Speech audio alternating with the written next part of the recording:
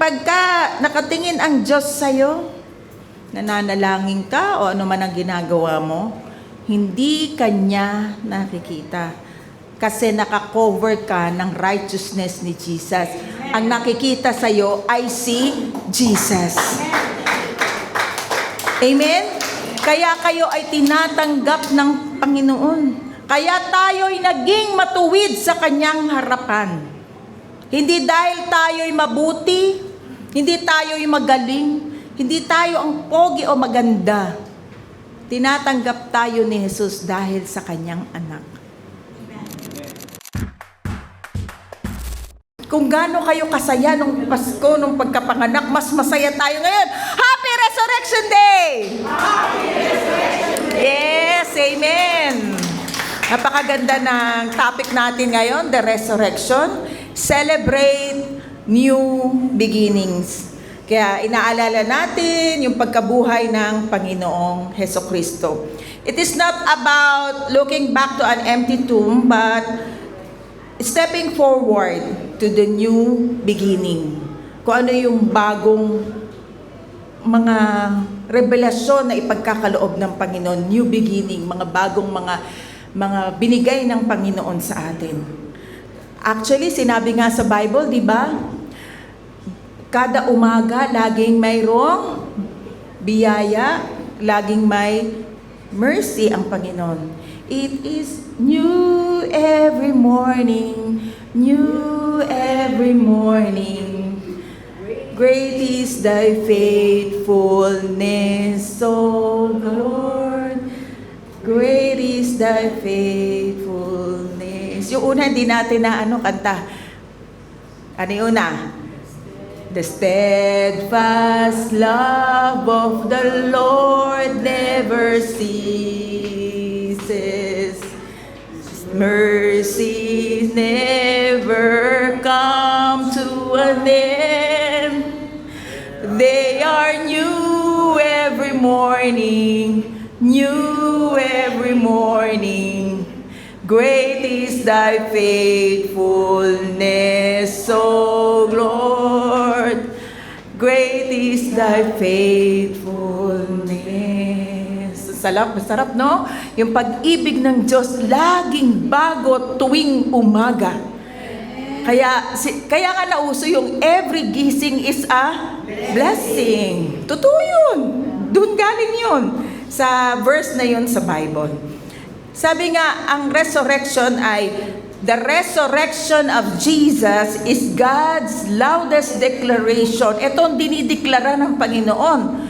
Your past does not define you. Kung ano ka dati, hindi ka na dinidefine nun. Jesus' victory gives you a new beginning. Lagi tayong mayroong beginning. Dahil bawat umaga, bawat gising natin, bago at bago ang biyaya ng Panginoon. Amen? He offers a new beginnings to all of us. Ngayon, we will see the story of humanity moving from shame to salvation. Shame, kahihiyan. From hiding to hope. Madalas may itinatago tayo Tama? Minsan di alam ng asawa natin, di alam ng anak natin, hindi alam ng kahit sino, pero may itinatago tayo. Pero meron tayong pag-asa mula doon dahil kay Jesus. From death to life. Ngayon, umpisahan na natin. The resurrection celebrate new beginnings.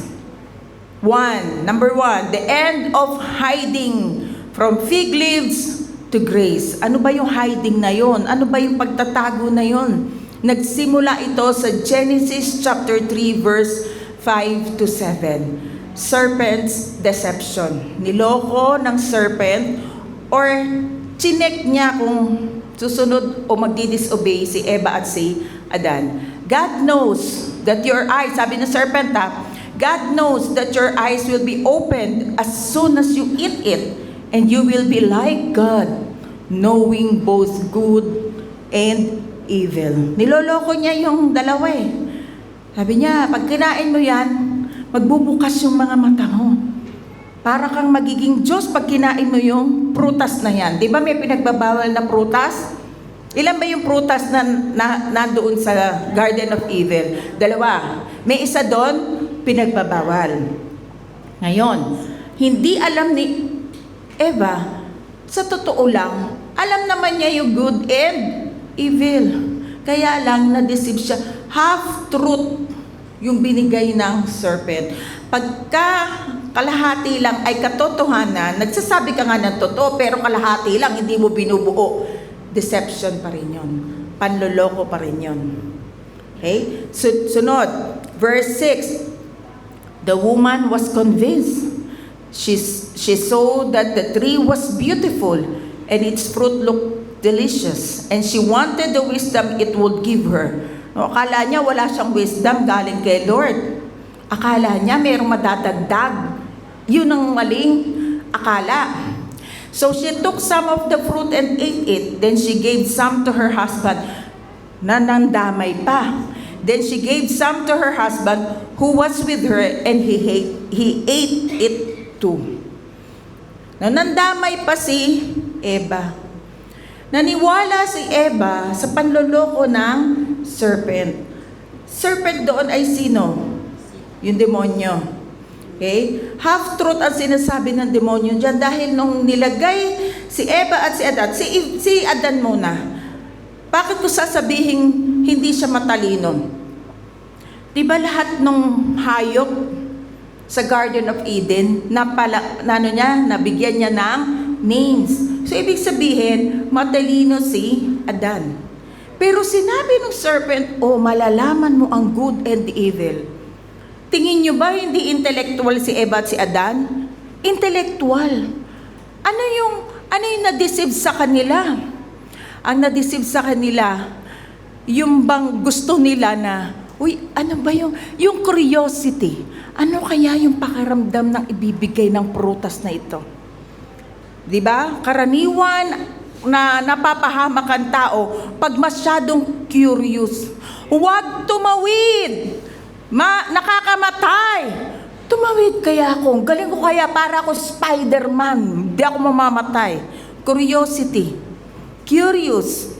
Pero si Adan matalino na Naging curious siya. At kinain nga nila yung bunga na bawal. Pero, yung consequence nun, hindi nila inisip. Sa atin, may mga bagay tayong ginagawa. Yung kagad, bigla na lang gagawin, pero yung consequence nun, hindi na natin naiisip. Kasi gusto natin yung desire natin agad, gawin yun. Pero hindi, sa kabila nun, meron palang kapalit na hindi maganda. So, ganun yung nangyari sa Garden of Eden. Pagkakain ng prutas, na pinagbabawal na prutas, na-experience nila yung evil, na-experience nila yung bad things. Noong una, alam lang ba nila? Alam. Tama? Alam nila na huwag kakainin yung prutas na yon. Pinagbabawal ng Diyos. Curious ako Bakit ba ito pinagbabawal Sabi ng serpent, tatalino lalo ako rito Pero alam nila, bawal yun, kinain. Na-experience tuloy nila yung kasamaan. Example, isang bisyo, paninigarilyo na lang. Ay, curious ako. Ano ba lasa nito? Ito pala yung lasa nito, hangin lang na merong usok. Pagkatapos hindi mo alam, na-experience mo na yung evil na yan, hanap mo na. Na-experience nila Eve and Adam yun. Yung evil na yun. Na yun hanggang ngayon, yung mga wala kay Kristo, yun yung struggle. Yung experience nila, okay ako dito ang saya. Diba? Pero yung consequence nun, hindi nila alam, buong buhay nila, pagdudusahan nila. Amen? Mga bisyo na hindi dapat tinatry. Ini-experience yung masama. Bakit? Kasi naniniwala tayo sa deception ng enemy. Pero salamat, no? Tayong na kay Kristo, biglang, oy, hindi na ako pwede dyan. Diba? Kumbaga, right sa harapan ng Diyos, ikaw ay right. Okay, paminsan-minsan, nadadupilas ka, nagkakaroon ka ng konting kasalanan, pero agad-agad, Lord, sorry. Hindi na pala ako pwede dyan. Hindi na pala ako. Hindi ko na gustong i-experience pa yan at ayoko na mga consequences. Thank you, Lord. Tinuwid mo muli ang landas ko. Amen? Dahil tayo ay nakay Kristo na. So, pagkakain ng prutas, ano nakita nila sa sarili? Sila ay naked. Hubad pala ako. Nakakahiya. Di ba ganon? Pag nagkakasala ang tao, nakakahiya yung ginawa ko. Naked. Hubad pala ako. Anong ginawa nila? Kumuha sila ng pantakip. Kumuha sila ng fig leaves. Basahin muna natin. At that moment, their eyes were opened. Nakita nila, buhubad sila. And they suddenly felt shame at their nakedness. So they sewed fig leaves together to cover themselves. So kumuha sila ng fig leaves. Malalaking fig leaves yun. At tinakpan nila ang kanilang katawan. Minsan ganun tayo no? Hindi tayo umaamin ng kasalanan natin. Pero maganda, umamin tayo ng kasalanan natin, humingi tayo ng tawad sa Diyos at patatawarin niya tayo. Amen? Yung pagtakip nila ng fig leaves, self-effort yun. Self-performance. Amen? Yun yung first recorded act ng tao, trying to solve the problem on their own. Gusto nila, solusyonan ko yung problema na yan. Kinuha niya yung fig leaves, nagtago sila. At bumaba ang Panginoon. Kasi lagi silang may fellowship ng Lord. Adam and Eve, nasan kayo? Alam ng Lord kung nasan sila. Pero laging malambing ang Lord sa kanila. Adam and Eve, nasan kayo? Andito po kami. Nagtatago po kami kasi hubad po kami. Sino nagsabing hubad kayo? Sabi ng Diyos. Tinikman niyo ba yung prutas na pinagbabawal? Alam agad ni God. Pero tinatanong sila ng Diyos. Kasi ang Diyos hindi siya yung mapilit. Hindi tayo ginawang robot ng Lord. May sarili tayong desisyon. Kasi kung Lord lagi ang masusunod, talagang tatanggalin niya na lahat yung mga robot na lang tayo. Opo, Lord. Opo, Lord. Wala ka ng choice. Pero hindi tayo ginawang ganun ng Panginoon kasi nilikha tayo according to His image. Amen? O ano ba mga symbolism ng fig leaves? Tignan natin. Fig leaves does symbolize not only shame, kahihiyan, but also the instinct to hide from God. Pag nahihiya ka na dahil sa kasalanan, yung iba, instead na lumapit sa Diyos, kasi hindi ko kaya nahihiya ako sa Lord, lumalayo. Na hindi naman yun ang dapat. Kapag ka meron kang nagawang mali, mag-sorry ka and then lumapit ka. Pero dahil nga yan ang naging kalikasan ng tao, usually nagtatago sa Diyos. Hindi na nagsisimba, hindi na nagpe-pray, nahihiya sila. Next, it symbolizes self-righteousness, religion without a relationship, and inadequate human solution. Self-righteousness. Ay, okay na. Wala naman akong sinasaktan na tao Okay na ako. Pasado na ako. Kaya ko naman yan. Basta, mabuti akong tao. Lalo na pag nagsishare kayo. Ay, okay na. Hindi ko na yan kailangan. Kilala ko naman si Jesus wala naman akong sinasaktan tao. Okay na ako. Mga self-righteous. Ayaw tanggapin na sila ay hindi perfect.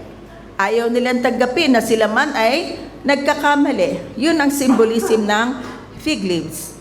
Next, the act of covering themselves and hiding shows how sin leads to fear and broken relationship. Sin leads to fear. Kapag may kasalanan ka, takot ka. Tama? Natatakot ka sa mga consequences. Natatakot ka kasi magkakaroon kayo ng broken relationships.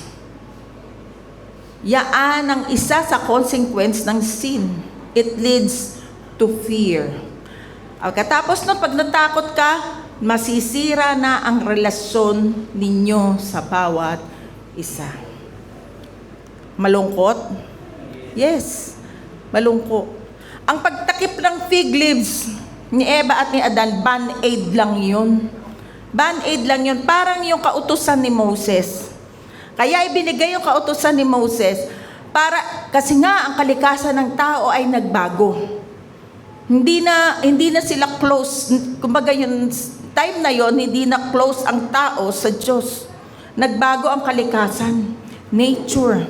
Nagbago. Kaya yung fig leaves na band-aid sa harapan ng Diyos, hindi yon papasa. Ano pa? Yung mabubuting gawa, hindi yun papasa. Yung mga religious act, hindi yun papasa. Sa harapan ng Diyos, ito ay maruming basahan. Basahin natin. Isaiah chapter 64 verse 6. But we are all as unclean thing, and all our righteousness are as filthy rags. Lahat daw ng righteousness, yung galing mo, yung mga ginagawa mong magagaling at mabubuti, filthy rags yan sa harapan ng Panginoon. And we all do fade as a leaf, and our iniquities like the wind have taken away. Tagalogin natin. Mas maintindihan natin sa Tagalog. Lahat tayo'y naging marumi sa harapan ng Diyos. Ang mabubuting gawa natin, maruming basahan ng katulad. Nalalanta tayong lahat gaya ng mga dahon. Tinatangay tayo ng malakas na hangin ng ating kasamaan. Alam niyo yung filthy rags dyan, pag titignan niyo yan sa original na text. Yung pag may monthly period ang mga babae, may nilalagay silang pasador. Ganon inihalen to dang. Eka nga no mga Amerikano, dang. Diba? Kumbaga parang, stinky. Diba?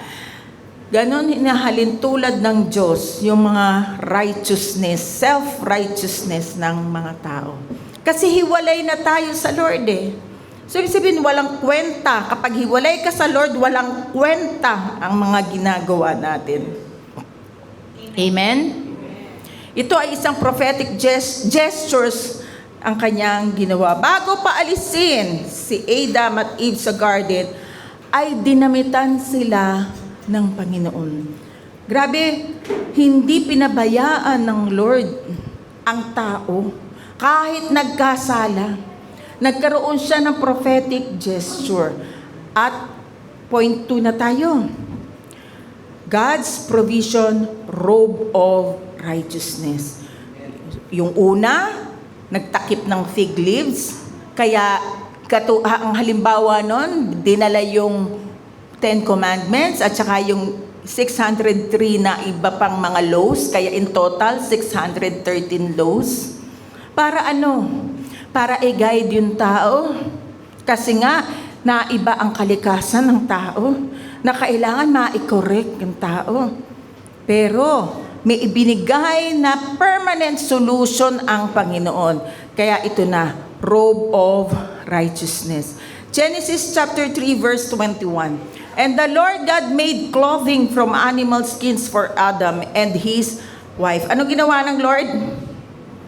Kumuha siya ng isang animal at yung skin nun ang pinantakip sa katawan ni Eva at ni Adan. Merong significance sa New Covenant? Meron? Mamaya. Unang death na recorded sa Bible, ang spiritual death ng tao. Namatay ang relasyon ng tao sa Diyos. Nahiwalay ang tao sa Diyos. Yan ang unang recorded na death. Ang una namang physical death, kasi spiritual death yun eh. Ang unang recorded na physical death, yung talagang physical na napatay, ay yung pinatay ng Diyos ang isang lamb, sabihin na nating lamb, para ipantakip sa tao. Sana nai-imagine nyo na yung mga susunod. Ha? Prophecy ito prophecy. Hindi ito tungkol sa primitive clothing lang na nilagyan ng Diyos ng skin of animals ang katawan ng tao. No? Ito ay foundational picture ng biyaya ng Panginoon. Ang garments of skin, no, ito ay substitutionary atonement na gagawin ni Kristo sa New Covenant. Kailangan may dugo na mabubo para maalis ang kasalanan. Amen? Dahan-dahanin ko. Ito ay prophetic shadow ng righteousness ni Kristo, pamalit sa ating performance. From fig leaves na self-effort ng tao, tapos pumunta sa pagpatay ng Diyos ng isang lamb o isang animal, di naman sinabing lamb. Kaya lang, titignan natin sa New Covenant, bakit ko sinasabing lamb. At yung skin nun ay ibinalot sa tao. Ito ay prophetic gestures na makikita natin sa John chapter 1 verse 29. The next day, John saw Jesus coming toward him and said, "Behold, the Lamb of God who takes away the sin of the world." Sino ang tinutukoy ni John dyan? Si Jesus. The Lamb of God. Ano ba yung lamb? Ano yung lamb? Hayop. Ano yung nangyari sa Garden of Eden? Pinatay ng Diyos ang isang hayop para ipantakip sa naked na katawan ni Adam at ni Eve. Ano ba yung sin dyan? Bakit kailangan natin malaman yung Greek word ng sin? Kasi kapag magbabasa ka ng Bible, ang translation lang lagi sin. Pero kung babalikan natin ng Greek, very particular siya kung ano yung sin na inalis ni Jesus. So, tignan natin yung comparison. Saan ba tayo talaga napatawad? Kanina, ano yung nabasa niyong sin? Hamartia. Ano ba yung hamartia? Ito ay noun o sa Tagalog ay pangalan. Ang ibig sabihin yan yung kalagayan ng puso o ang pagkatao ng tao. Sin nature. Pagka naman yung ibang sin na tinutukoy sa Bible, meron ng ibang sin na tinutukoy sa Bible, hamartano. Ang hamartano ay verb o sa Tagalog ay pandiwa. Ibig sabihin ito ay kilos o pag-uugali. Maling ginagawa ng tao dahil sa kanyang sin nature. So ibig sabihin, kanina, the Lamb of God who takes away the sin of the world. Ano ang inalis ng Lord? Yung sin, hamartia o hamartano? Hamartia. Yung pagkatao, yung sin nature ng tao. Yun ang root cause kung bakit tayo ay nakakagawa ng hamartano. Nakuha? Hamartia, may kalikasan ang tao na makasalanan, kaya nakakagawa ng hamartano. So, hindi nakatingin kasi ang Diyos sa mga ginagawa ng tao. Nakatingin ang Diyos, ano ba yung cause kung bakit gumagawa ng hamartano o gumagawa ng kasalanan ang tao? Kasi ang kanyang kalikasan. Nakukuha? Ang kalikasan ng aso ay ano? Kumahol. Ang kalikasan ng pusa ay ngumiyaw. Kaya ang tao ay gumagawa ng kasalanan dahil sa kanyang pagkatao. Hamartia. Nakuha? So yan ang inalis ng Panginoon.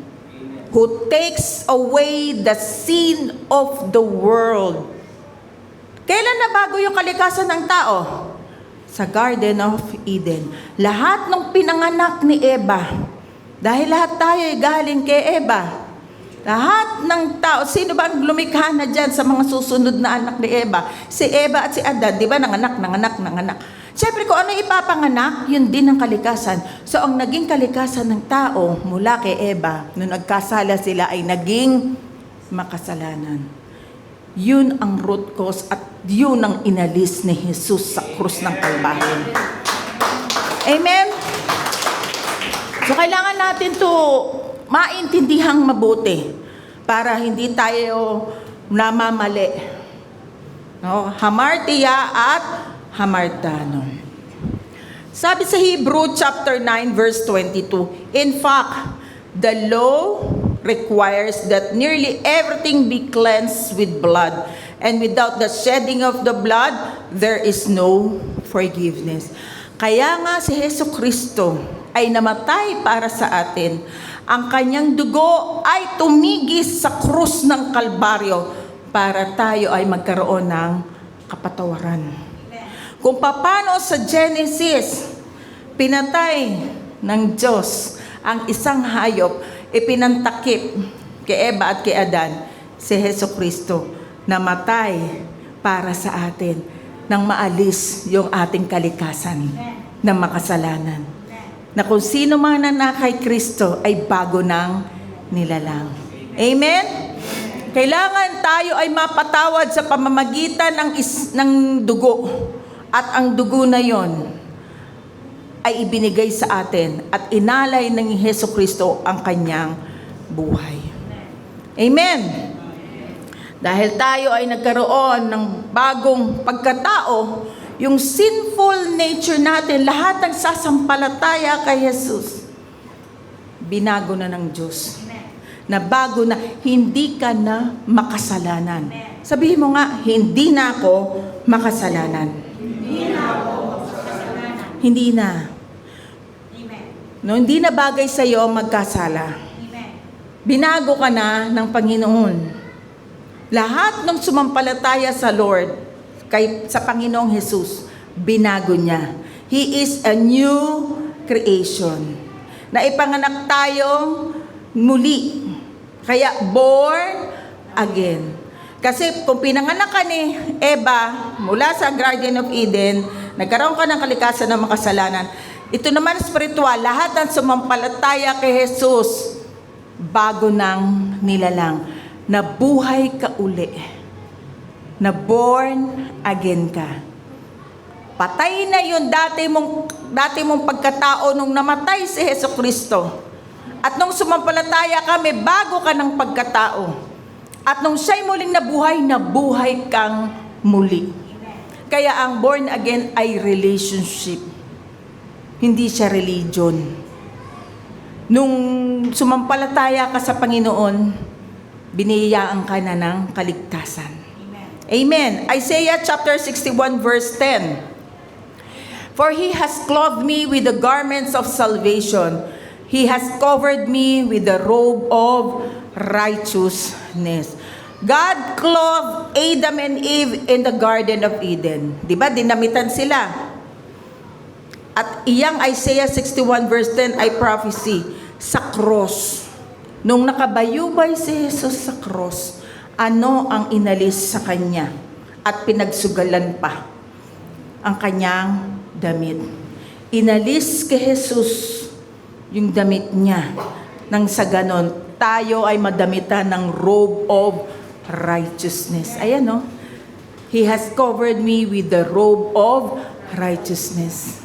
Kaya hinubaran si Jesus sa cross at yung damit niya, yung righteousness ng Panginoong Jesucristo sa atin naman ibinigay. Nagkaroon ng exchange. Divine exchange. Yung righteousness ni Kristo, paulit-ulit ito. Kasi kailangan malaman natin ito. Yung righteousness ni Kristo isinuot sa atin. Yung kahubaran natin, yung kasalanan natin, inilipat lahat sa Panginoong Jesucristo. Amen? Napakabuti ba ng Diyos? Amen. 2 Corinthians chapter 5 verse 21. God made Him, si Jesus, who had no sin to be sin for us, so that in Him we might become the righteousness of God. Tagalog. Kailanman hindi nagkasala si Kristo, ngunit alang-alang sa atin, itinuring siyang makasalanan para sa pamamagitan niya ay maituring tayong matuwid ng Diyos. Paano yun? Divine exchange. Ngayon, when God looks at you, He sees His Son. Ulitin ko. Pagka nakatingin ang Diyos sa'yo, nananalangin ka o ano man ang ginagawa mo, hindi Kanya nakikita. Kasi nakakover ka ng righteousness ni Jesus. Ang nakikita sa'yo ay si Jesus. Amen? Kaya kayo ay tinatanggap ng Panginoon. Kaya tayo'y naging matuwid sa Kanyang harapan. Hindi dahil tayo'y mabuti, hindi tayo'y magaling, hindi tayo ang pogi o maganda. Tinatanggap tayo ni Jesus dahil sa Kanyang anak. Na inalay niya, for God so loved the world that He gave His only begotten Son. Whoever believes in Him shall not perish, but will have eternal life. Karoon tayo ng buhay na walang hanggan. Ganun tayo kamahal ng Panginoon. Next, the resurrection, the dawn of new beginnings. 1 Corinthians chapter 15 verse 55 to 57. Pagkatapos ng cross, pagkatapos tumigis ang dugo ni Jesus sa krus, pagkatapos siyang mabuhay na maguli, ang sabi, where, O death, is your victory? Nasaan kamatayan ang iyong tagumpay? Where, O death, is your sting? Nasaan ang iyong kamandag? The sting of death is sin. Ano ang kamandag ng death, ng kamatayan? Sin. Bakit nagkaroon ng kamatayan ng tao? Because of sin. The power of sin is the law. But thanks be to God, He gives us the victory through our Lord Jesus Christ. Paano tayo nagkaroon ng victory? Because of Jesus Christ. Sin has been defeated. Natalo na ang kasalanan. Hindi na tayo makasalanan nung tinanggap natin ang Panginoong Hesukristo. May bago na tayong pagkatao. Death has overcome. Kahit pumantay ang paa natin, kahit mamatay ang physical na katawan natin, kung hindi pa dumarating ang Panginoon, meron kang buhay sa langit. Amen? Yun ang hope natin. No? Nabuhay si Kristo. Meron siyang eternal life. At meron din tayong eternal life. Ang eternal life natin ay si Jesus. Amen? Alam mo, lahat ng taong merong espiritu. Ang lahat ng espiritu na yun mabubuhay. Kaya lang, yung espiritu na yun, saan kaya pupunta? Pupunta ba kay Hesukristo? Sa langit? O pupunta sa hell? Kaya tayo, thank you dun sa mga nag-evangelize. Minamahal din, kung sino ang minamahal ng Panginoon, minamahal din natin dapat ito. Amen? Kasi, saan pupunta ang tao? Alam mo noon ang evangelism, alam mo ba kung saan ka pupunta? Medyo drastic yun. Alam mo ba kung saan ka pupunta? Yung iba, ay hindi ko alam. Pagka mabait ka, pupunta ka sa langit. Kapag hindi ka mabait, pupunta ka sa impyerno. Yun usually yung sagot ng tao, tama? Pero mali yun. Si Jesus lang ang tanging daan sa langit at wala nang iba. Diba? Kahit ang mabubuti mong gawa, sabi sa Ephesians chapter 2, ay hindi papasa sa langit. Tanging biyaya lang ng Panginoon ang papasa sa langit. Amen. And victory is now ours. Dahil victorious na ang Panginoon, victorious na rin tayo. Amen? The resurrection as God's final word. Jesus, who had no sin, who knew no sin, who did no sin. Perfect ba siyang alay? Perfect ba? Yes. Kasi wala siyang kasalanan, wala siyang alam na kasalanan, at hindi siya nagkasala. Death dealt with our sin on the cross, and His resurrection declared our victory. Kasi kailangan perfect yung sacrifice. Perpekto dapat ang iaalay sa krus ng Kalbaryo para mapatawad ang ating kasalanan. At iyon ay ang Panginoong Hesukristo lang. Okay, alam ko meron pang hindi nakapakinig sa sa pilosopong tanong. Pinanganak ni Mary yun, 'di ba sabi mo? Merong si Mary, makasalanan, may sin nature. Pinanganak yan ni Mary Alam ko narinig niyo na to, pero para sa iba. Hindi kumuha ng dugo si Jesus Christ kay Mary. Wala ring contact si Mary. Ang banal na espiritu ang naglagay sa sinapupunan. Ano lang ang kinukuha kay Mary? Nutrition, pagkain, para lumaki yung fetus. Pero ang dugo, si Jesus Christ mismo ang gumawa ng dugo niya sa sarili. Scientifically proven? Yes. Ang tao, ang baby ay hindi kumukuha ng dugo sa ina, gumagawa siya ng sarili niyang dugo. Kung may contact sa lalaki, okay. Mamamana, type O, type A, pero wala namang contact si Mary kahit kanino Nilagay lang siya ng banal na espiritu sa sinapupunan ng Mary. Bakit? Kasi ito lang ang gate papasok sa mundo ng tao. Ginawa lang yung gate para maging tao si Jesus Christ, kasi ang Diyos ay espiritu. Kaya kailangan magkaroon siya ng laman at buto. Kaya ginamit niya ang sinapupunan ni Mary. Anang sa ganon, maging alay siya para sa ating kasalanan. Amen? Purihin ang Panginoon. Hallelujah. Paglapakan nga natin ng Lord. Siya mismo ang humarap sa krus ng Kalbaryo upang maging alay ng ating kasalanan. So wala nang paghihirap, hindi na tayo kukuha ng fig leaves. Ano yun? Hindi na tayo magsa-self-effort. Believe, at ikaw ay maliligtas. Amen. Parang ganito yan justification. Paanong justification? Paano yung resurrection ay naging justification sa atin? Yung pag-resurrect ni Jesus, pag-resurrect ni Jesus, yan ay resibo ng kaligtasan natin. Paano nangyari yon? Ganito yon. Pinakamadaling halimbawa. Halimbawa, ikaw, nagkasala ka.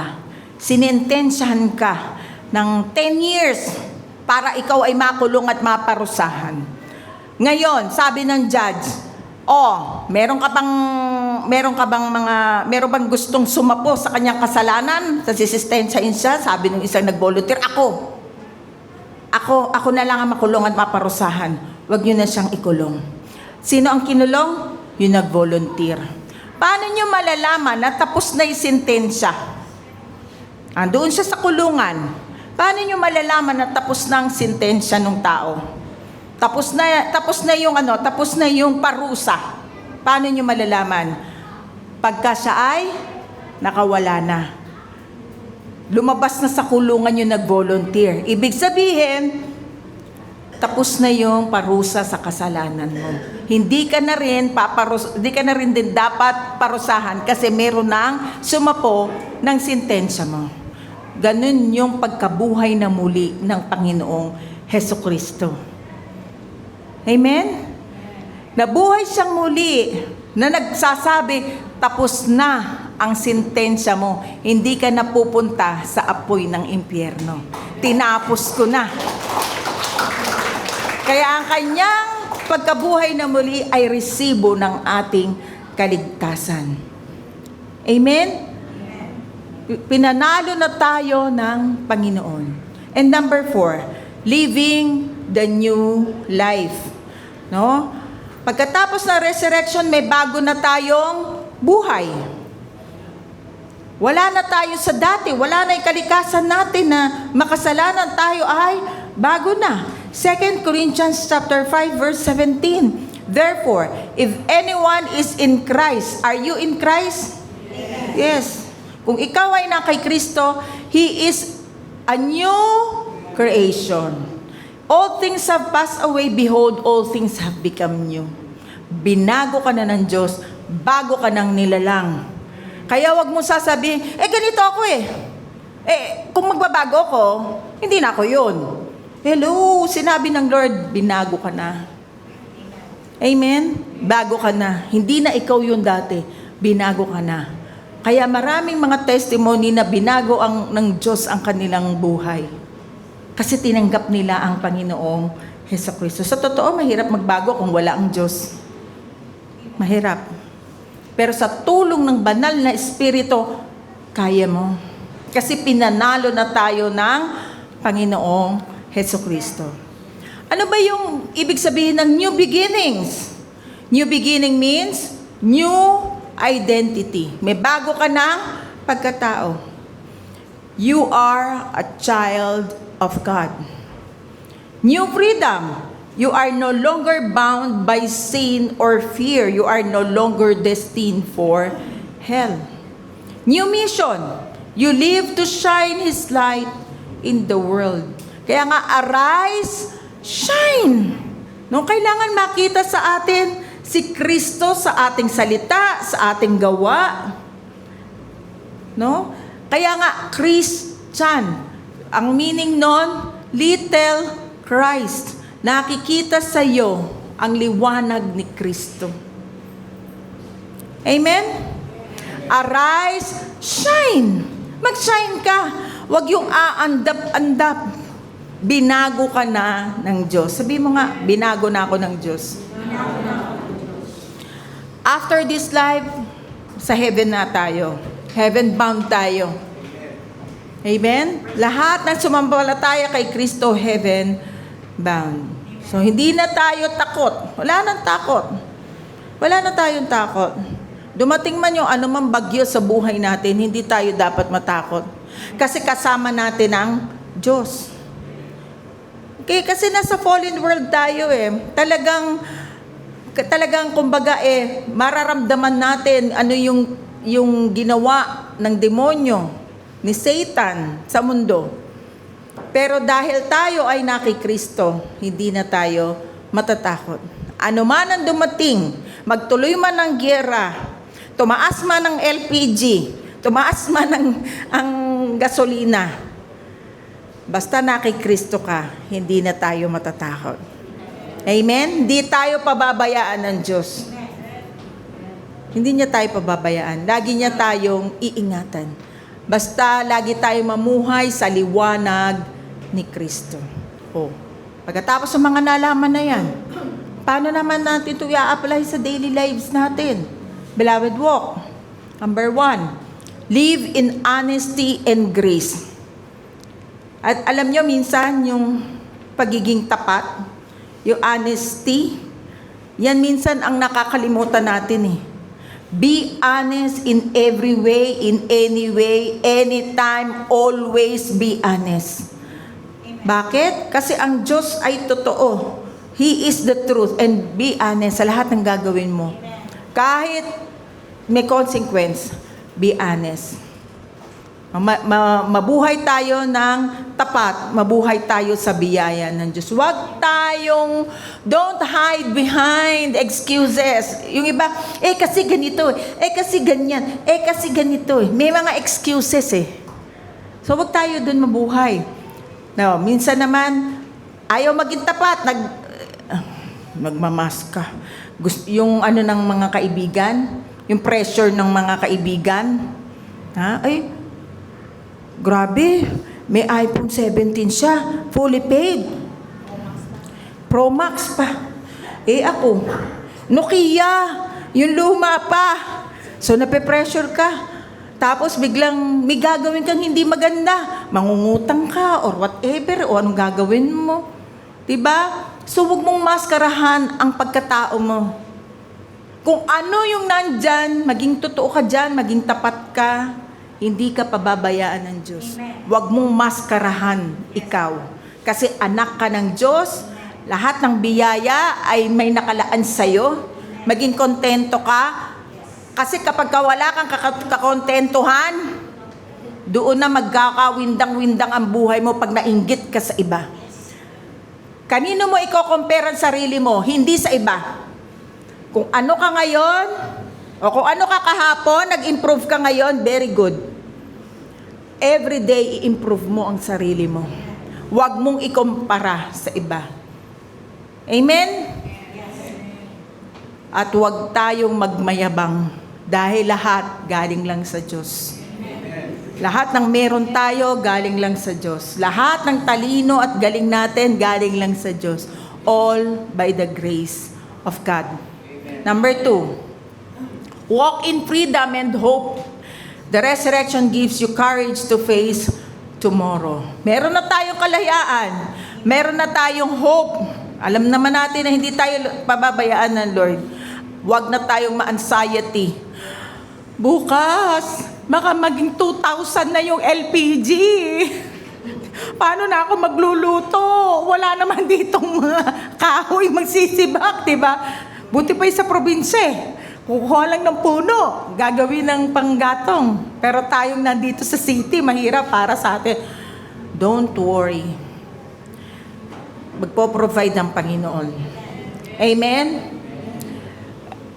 Nakatala naman yan sa Bible eh. Pero hindi pa iyan ang mas matindi. Ang mas matindi pa sa tribulation. Gusto nyo bang mapunta pa ng tribulation? Hindi na. Lord, halika na po. Mag-rapture na po. Diba? Amen? Amen? So, kung meron kayong kinakain with merienda pa, thank you, Lord. Thank you, Lord. Diba? May damit ka, thank you, Lord. Kahit hindi bago, laban mo lang ng maayos. Kasi nandito na tayo sa pagtitipid. Hindi, yung paggarbo-garbo, wag na tayong masyadong maggarbo. Amen? Tipid muna. Pagka wala na yung war, pero di ko alam kung mai-stop pa yan dahil sa Bible, dire-diretso yan. Mai-stop sandali. Tsaka papasok ang Antichrist. Pag-aralan din natin yan.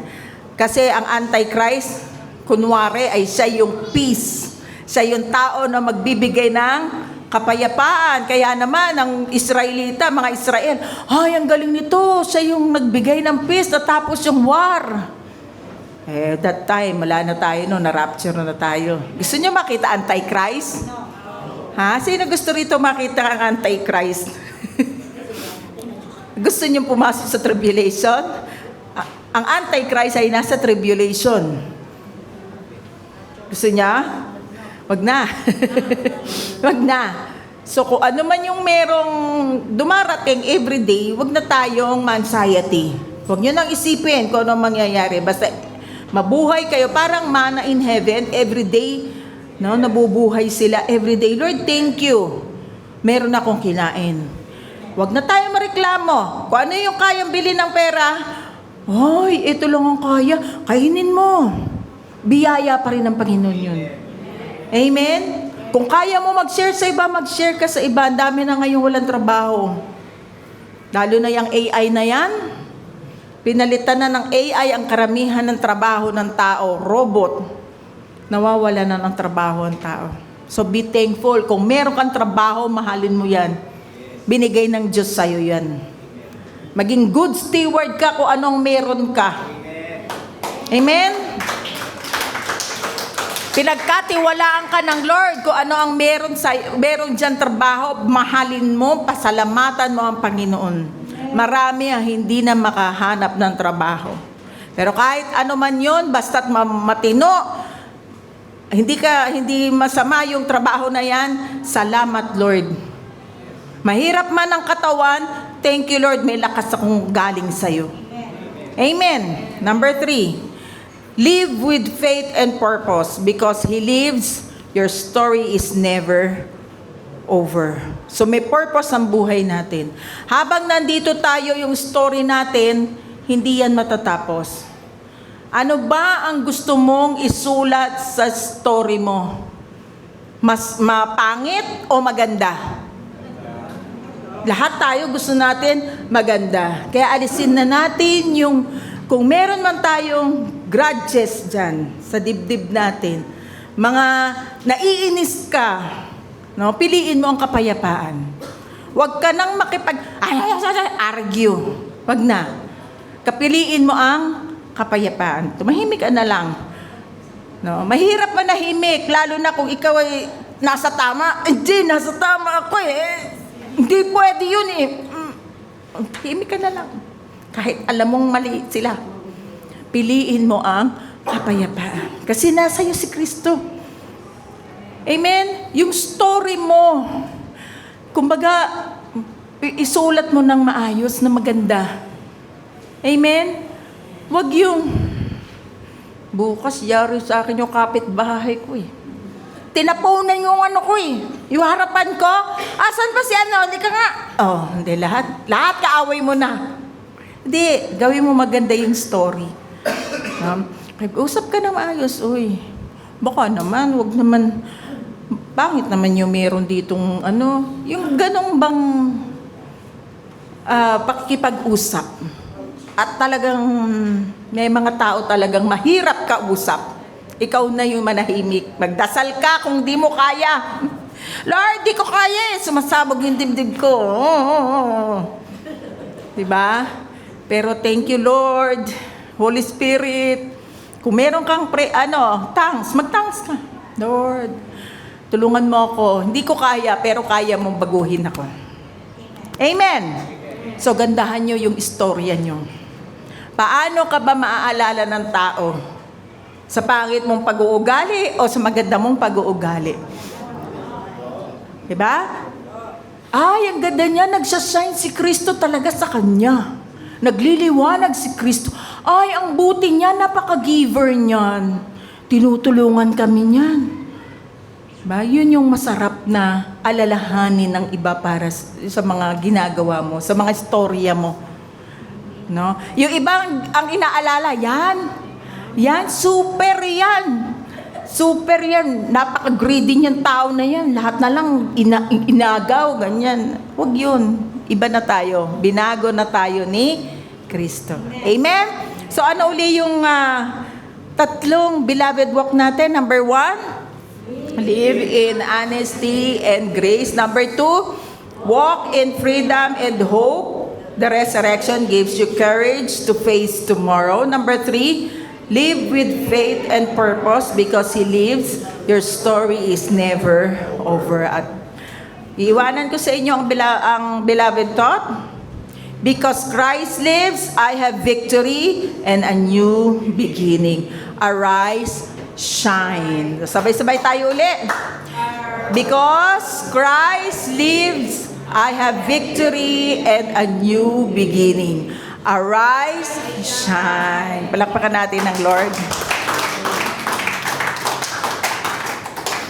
At sa mga nanonood sa podcast, sa YouTube, kung ngayon lang po kayo nakapakinig ng ganitong mensahe at nais nyo na magkaroon ng relasyon sa Panginoong Hesukristo, sumunod kayo sa panalangin ito. Panginoon, salamat po for dying on the cross for me. I am a sinner. Patawarin niyo po ako sa lahat ng aking mga kasalanan. Salamat sa muli niyong pagkabuhay. Binigyan niyo po ako ng bagong pag-asa. Binigyan niyo po ako ng bagong pagkatao. Salamat. Pinatawad niyo na po ako. Sinulat niyo na po ang pangalan ko sa aklat ng buhay. Holy Spirit, tulungan niyo po ako na magampanan anuman ang will ng Panginoon. Kayo po ang maghari sa aking puso. Salamat po, Panginoon. Tumayo na po ang lahat. Sa pangalan ni Jesus, Panginoon, nagpapasalamat po kami Patuloy po kami magliliwanag sa inyong biyaya. Nawa po lahat po ng aming makausap, lahat po ng aming ma-meet every day. Makita po si Kristo sa aming gawi, sa aming gawa, sa aming kilos, sa aming pananalita. Kayo, Panginoon, na maghari sa aming puso. Ano man ang mga banta ng kaaway sa aming buhay ay hindi po magtatagumpay dahil palagi po namin kayong kasama. For no weapon formed against us shall prosper, and every tongue which rises against us in judgment we shall condemn. Salamat, Panginoon, kung meron man, Panginoon, bumabato, Panginoon, sa amin ng mga masasama. Kayo po, Panginoon, ang siyang magtatanggol sa amin.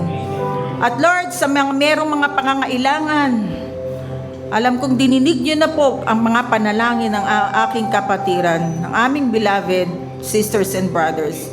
Lord, sa mga naghulog ng mga prayer requests sa mga kahon na ito na nasa harapan, thank you, Lord. Nakikita po namin na inyo pong sinasagot ang mga prayer requests na ito. At marami po, Panginoon, ang magte-testify, Panginoon, bago pa lumipat ang taon. Salamat, Lord, sa mga walang trabaho. Kayo po ang magbigay ng trabaho.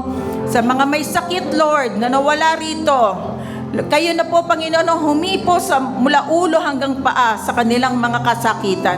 At dito, Panginoon, sa Beloved Grace Church, sa pangalan ni Jesus, dahil sa krus ng Kalbaryo, lahat ng sakit ay kinuha niyo na po. By your stripes, we are healed. Kaya sa pangalan ni Jesus, mula ulo hanggang paa, pinalalayas ko lahat ng espiritu ng infirmities, espiritu ng sakit sa katawan mo. In Jesus' name, lumaya sa katawan mo sa pangalan ni Jesus. Walang karapatan ng mga sakit sa ating katawan sapagkat binayaran na ito ng Panginoong Jesucristo. In Jesus' name, thank you, Lord. Kahit po, Panginoon, ang mga financial problem, Lord, kayo po, Panginoon, na magpo-provide sa kanilang mga pangangailangan. Lord, salamat dahil may inaasahan kami sa inyo. Salamat at lagi niyo po kaming iniingatan at lagi po niyo kaming binibiyayaan. Sa pangalan ng iyong anak na si Jesus, kami po'y nagpapasalamat. Nililuwalhati ka namin. Ino-honor ka namin. In Jesus' name. Amen. Lahat ng pangako mo sa'kin ay oo. Sa bawat laban, tiyak ang panalo. Ako'y nasa lilim na lumikha ng mundo. Sa bawat hakbang ako'y ginagabayan. Saan man naroroon, laging pinapabor.